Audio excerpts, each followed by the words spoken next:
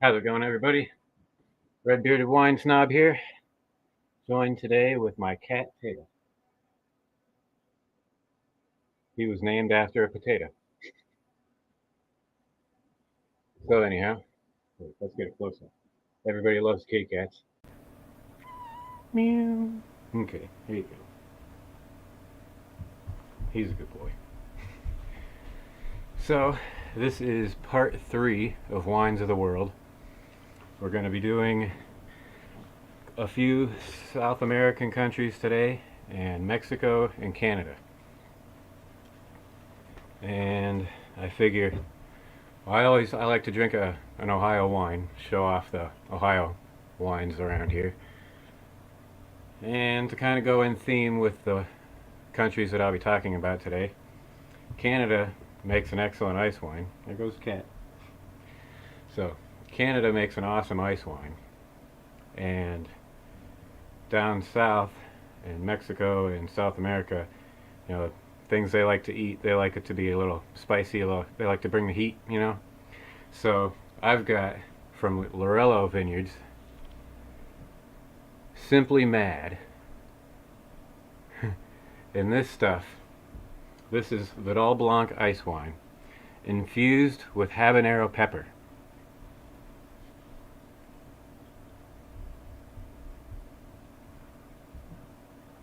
Oh yeah. And we're going to open it up today. Well, I'm going to open it up today. If you go to, see, they got a website, I'm sure it's probably on here. I don't see the website.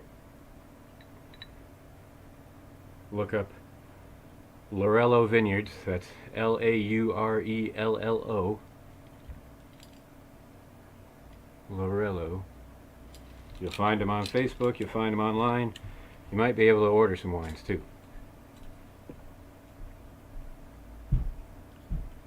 Okay. Gotta see the arms go up. Yay! He gets happy.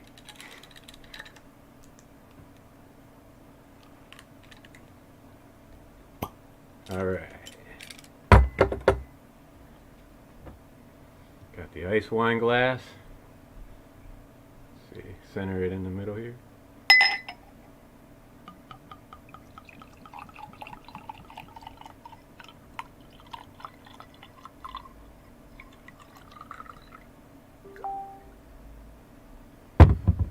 Oh yeah. Oh my god. So ice wine is a very sweet wine. Vidal Blanc ice wine is probably the sweetest wine that you can get. And so you infuse it with habanero pepper. So now you've got the sweetness and the heat all together. I can smell the Vidal Blanc ice wine. Trying to see if I can smell the pepper. Can't quite smell it yet.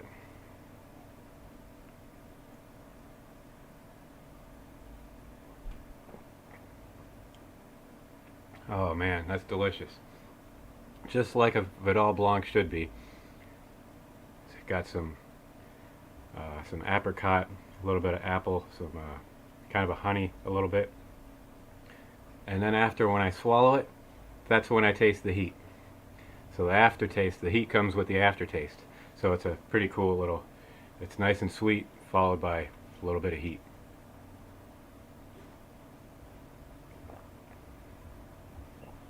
That's good stuff. Oh, you want to say hi too? Come on, come on, come on, come on. Oh, say hi. Okay, look. Okay, that's my big chow. Yeah, he's a good boy too.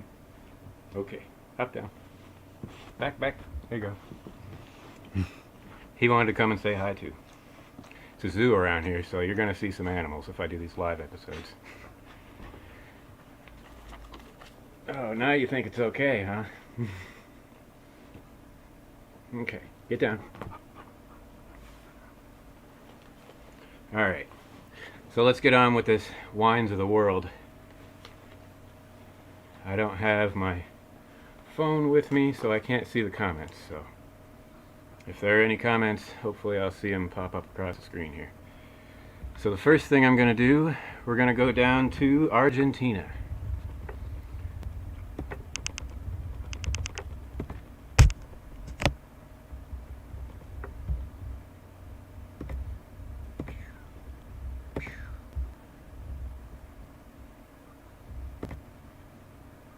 Okay, we should be sharing the screen.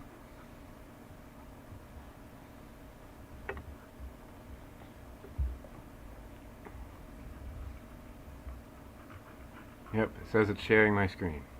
Okay. So, it's down here, Argentina. Here we go. So as long as you can see that, let's see, let's zoom in a little bit here. This is Argentina. We've got Salta, Tucumán, Catamarca, La Rioja, San Juan, Mendoza, La Pampa, and Rio Negro. Those are the wine regions in Argentina. That goes all the way down here. There's Rio Negro. See, most of them are growing over here in Mendoza. That's the primary spot. So let's see. Argentina is the 5th in the world after Italy. After Italy, France, Spain, and the USA. The main region is Mendoza, producing over 60% of Argentinian wine. Thanks to the altitude and the winds generated by the location of the Andes mountain range, the climate is perfect. Their first vineyard was planted by Father Juan Cedron in 1556 at Santiago del Estero. The main grapes grown are Malbec, Bernarda, Pedro Ximénez, and Torrontés. Yeah, Torrontés. And then Cabernet Sauvignon, Syrah, Chardonnay, Tempranillo, Merlot, Pinot Noir, Dolcetto, Semillon, Riesling, and many more. Mendoza, they grow quite a bit of grapes. I mean, this is for all of Argentina, but like I say, 60% of all of Argentina's wines, they're all grown here in Mendoza. Let me see if this is...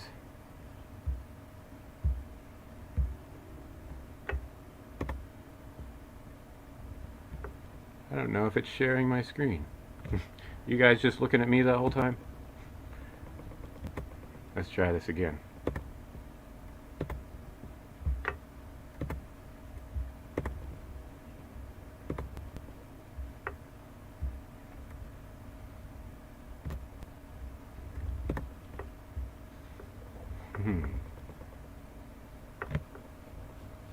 It's not often I get these tech gremlins. It says it's sharing my screen.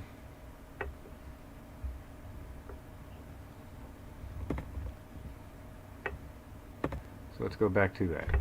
Argentina. Yeah, okay. Yeah, maybe you are seeing it. Okay. Just had to make sure. So we're done with Argentina.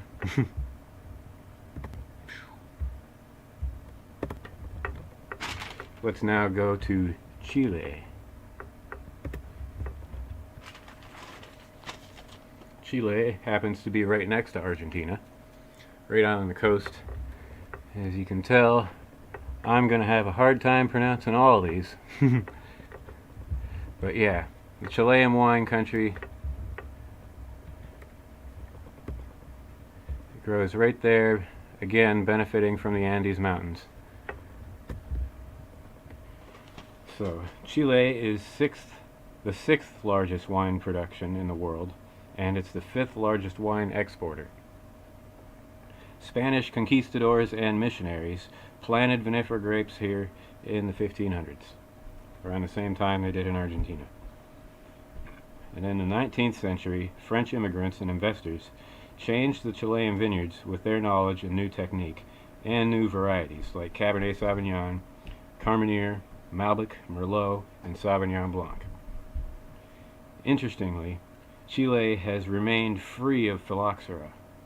So phylloxera is, it's a mite, it's like a bug that attacks the vines, and it starts putting all these, they look like bubbles on the wine, on the leaves.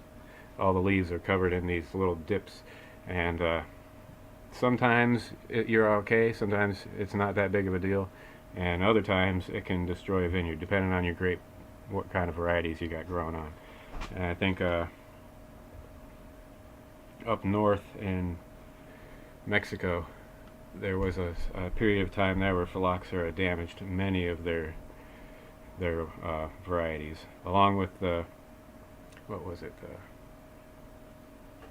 some kind of revolution. I can't think of the name of it, but yeah, there were some vineyards damaged during that as well. So the Chilean wine regions are as follows: Elqua, and I'm not reading off the same list, but it's all the same ones. Mine will be in English. Well, not, I mean, the word valley will be in English. So anyhow, Elqua Valley, Limari Valley, Chihuahua Valley, Aconcagua Valley, Casablanca Valley, San Antonio Valley, Maipo Valley, Cachapao Valley, Colchagua Valley, Mule Valley, Itata Valley, Biobío Valley, and Maleco Valley. Yep, those are the Chilean wine regions.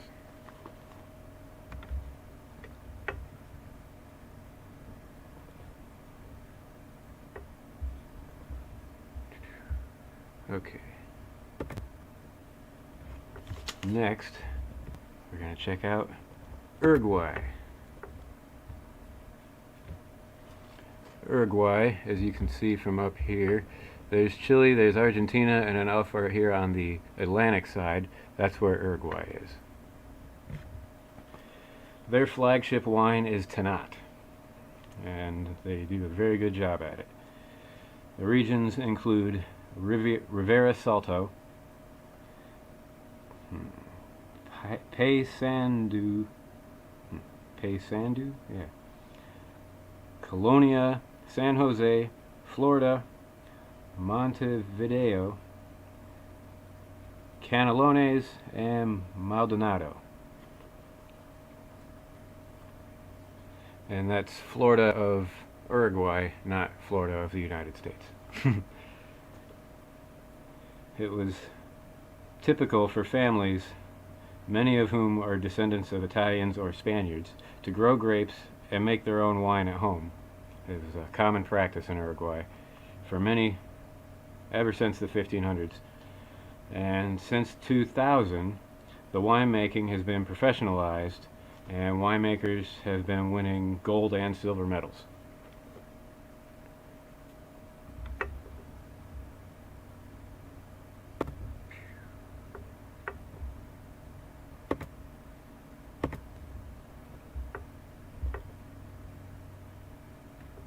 Back to the screen again. Cheers.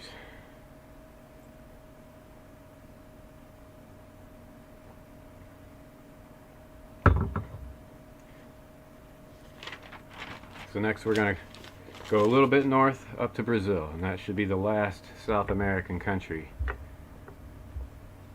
Let's go back to sharing. I don't know why I went back to my face.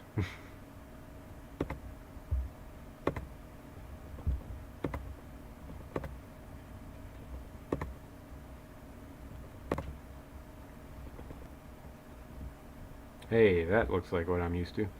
Okay.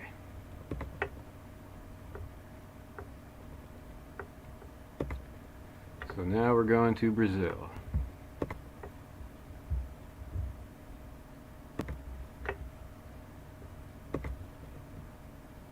Yeah, okay.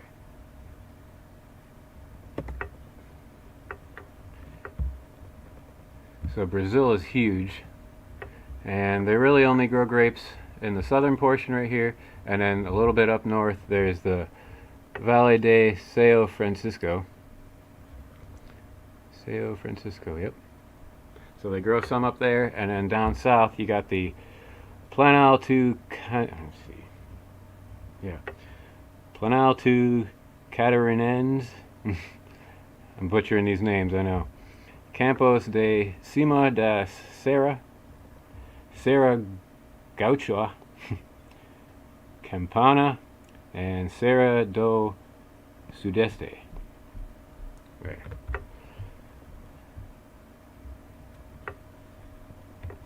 So 80% of Brazilian vines are an American variety called Isabella, which is a thick-skinned grape that adapts to the harsh weather conditions easily. They grow mostly table grapes until, well, they grew mostly table grapes until the mid-90s. Their wine industry didn't open up until the last 30 years or so. It changed when Argentina and Uruguay and Chile started ramping up their wine production. Brazil had to up their game to keep up. So they also grow Tannat, which is an exceptional wine from Brazil. And they also have Cabernet Sauvignon, Chardonnay, Italian Riesling, Muscat, and Cab Franc.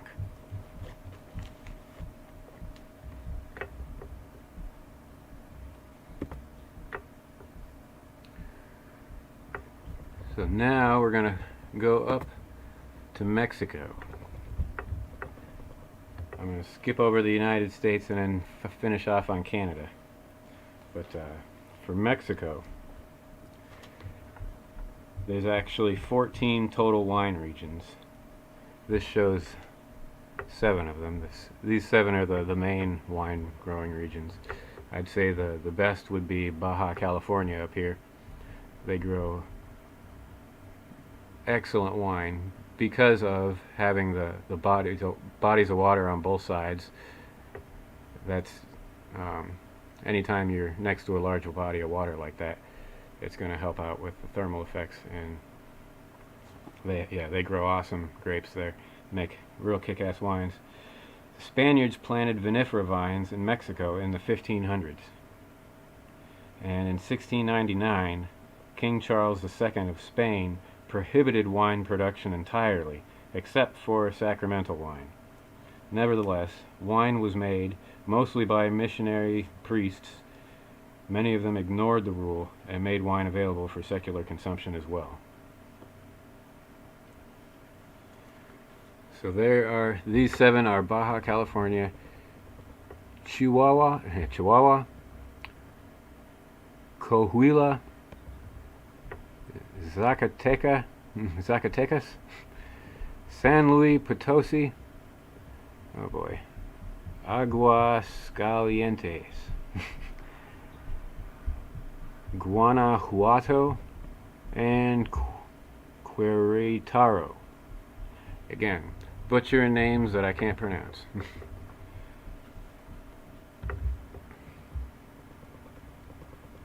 I'm going to leave this open for one moment.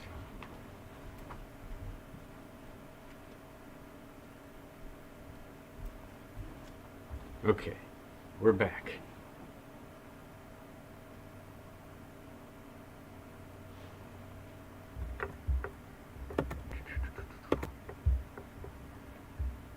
Okay, stop sharing. Alright. I do these live so that I can answer questions, so I had to go run and grab my phone. There we go. Alright. Jamie Bennett, Clayton James Hicks, Jon Phipps, and Dennis LaFlumery, thank you for watching.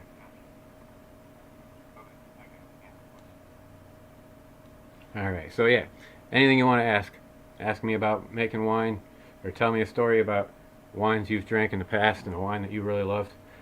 This is what the live episodes are for, so I can engage with you, the people. And drink good Ohio wine.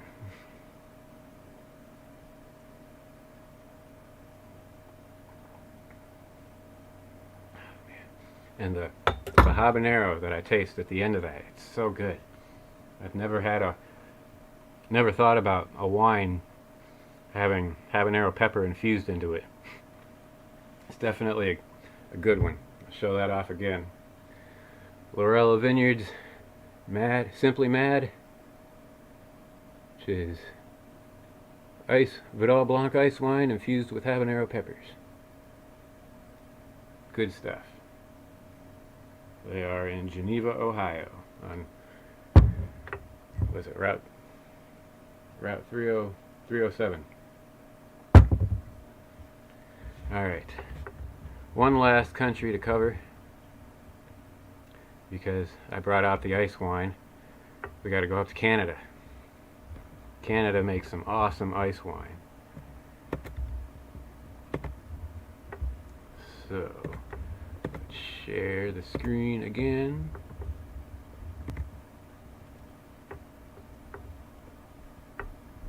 There we go. Alright. For Canada. So Canada's pretty big. It's got 4 main wine growing regions. We got British Columbia, Ontario, Quebec, and Nova Scotia. So I'm actually going to bring up a map for each of those.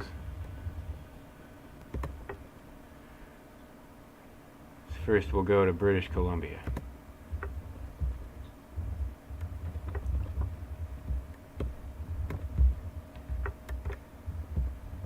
So we've got Nanaimo, Vancouver, Kamloops, Kelowna, and Nelson.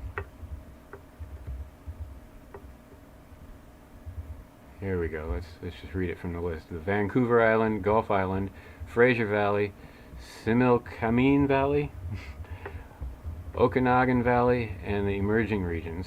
Yeah, the emerging regions, those are up and coming.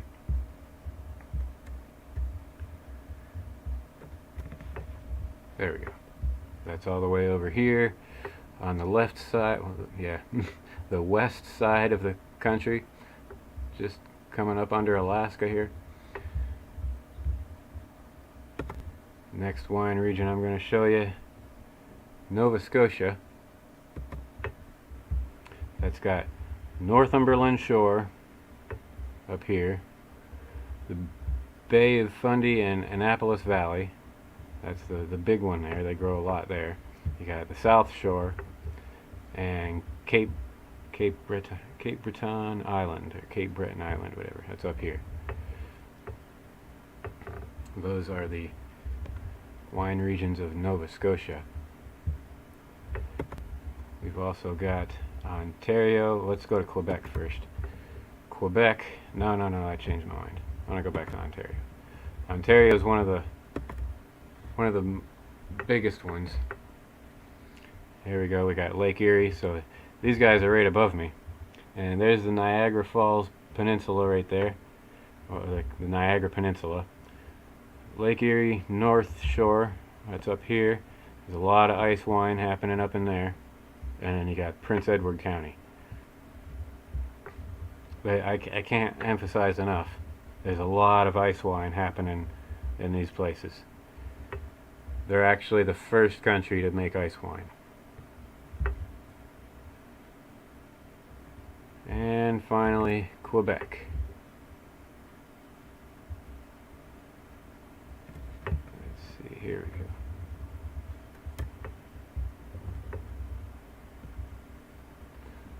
So we've got Abitibi Temiskamingul. I probably butchered that name. Autaoas, yeah, I don't, Autwa, I have no idea. You can see that. That's that section right there. If you can pronounce that one, put the pronunciation in the comments for this video. Laurentides, Lanaudière, Monterrey,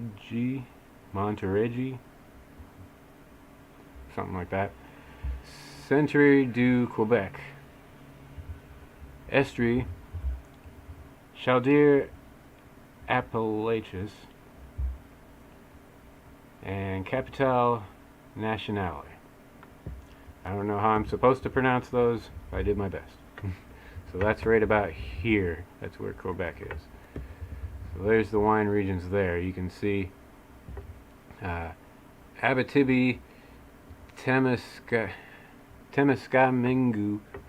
That's one of the biggest wine growing sections in Quebec. And let's see what I've got about Canada here. Ontario and British Columbia are the main regions, and Ontario is definitely the most productive, thanks to the Niagara Peninsula province. They grow lots of Chardonnay, Riesling, Cabernet Franc, and Pinot Noir. Canada is one of the first ice wine producers in the world. They use primarily Vidal Blanc, but they also make ice wine out of Cab Franc and some Riesling.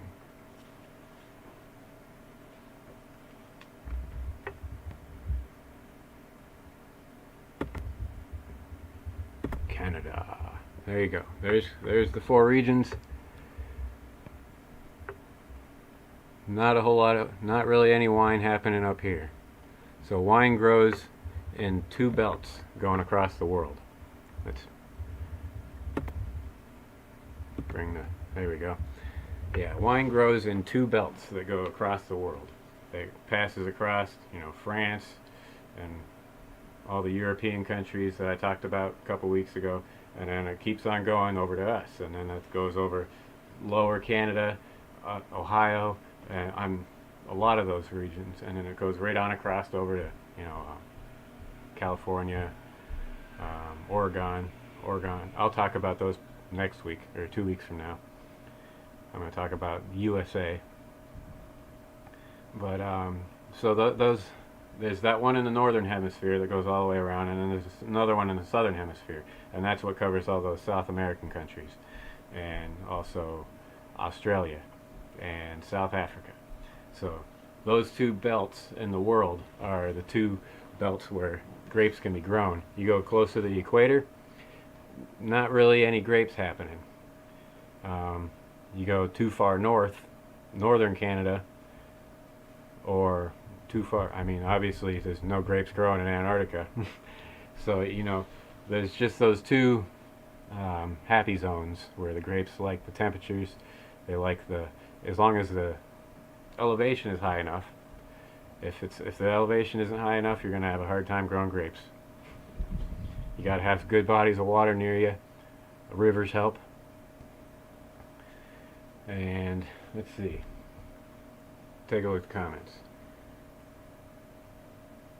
Just a bunch of tagging so far. Bridget, thanks for watching. Jamie still watching? Alright. Well, nobody's asking questions. I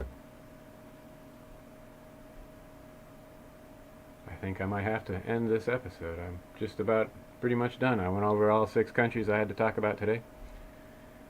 Again, I gotta show off Lorello's wine.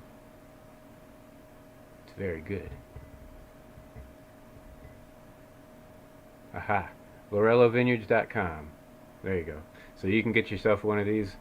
Just go there and order one of the wines. Larry Lorello owns that winery. I'm hoping I can get to him sometime this summer. I definitely want to interview him. He's got a fantastic story to tell. They have connections with Delta Railroads, and I know he is one of the biggest Browns fans I've ever seen in my life. He went to every Browns game last season. I think he went to quite a few this season too, but yeah, he went last season to every single game. He had the big Browns bus. It looks like a dog. And yeah, that was his thing. He's a big, huge Browns fan. So there had to have been a lot of good stories coming out of that, from going to all those games, and he was drinking wine. So I definitely got to get a hold of him sometime soon. So check the comments one last time, see if there's anything there. No. Alrighty. I guess that's all I have for you today. check me out in 2 weeks. We're going to be going over wines from the USA. I'm going to talk about California, Ohio, obviously, some New York, the Finger Lakes region, Oregon Pinot Noir, the Carolinas. Yeah, definitely all the big spots that we got grapes growing. I'm going to talk about those ones. So, make sure you check out all the other shows on Cosmos Creative TV. There's a lot of good ones. I can't even keep up with them. I'm not even going to list them because let's see, Under the Influences, I'm on the spot. My mind's going blank. So make sure you check them all out. Make sure you check out Jamie Bennett's Ghost Show. Yeah, that's a good one. Belongs to the Shadows. That's the name of that one. That's a good one. Make sure you check out that one. And I will see you in 2 weeks. Cheers.